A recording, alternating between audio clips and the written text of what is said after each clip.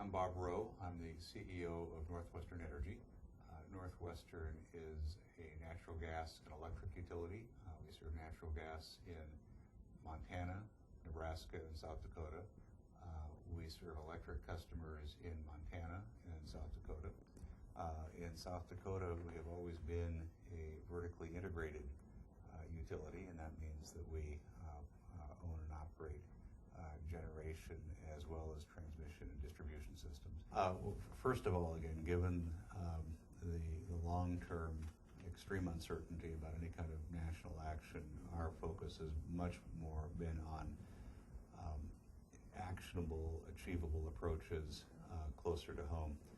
Beyond that, though, what we have suggested, their ideas was cap and trade, cap and dividend. What we've talked about is cap and invest. And what I mean by that is recognizing the fact that utility service is very capital intensive on the one hand. On the other hand, there are customer price impacts that don't necessarily fall out equally across the states. And you saw that in the reaction of many of the Midwest utilities to cap and trade. And that's a question of how the formula is structured. So by cap and invest, what we mean is looking at policies that promote investment in technologies that help address climate, environmental reliability, and other concerns, and to recognize that in fact there are customer impacts.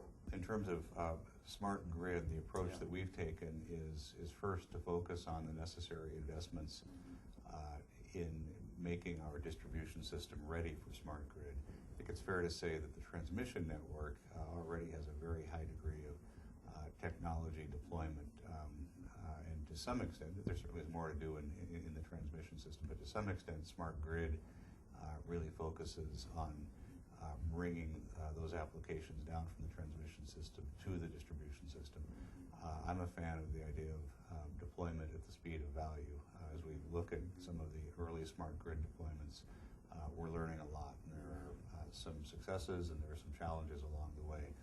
Over a number of years, the smart grid technology ought to first of all become more stable, more interoperable as standards are developed, and the value proposition ought to increase, I would hope fairly rapidly, given the strong focus of both vendors and utilities in the smart grid area at this time.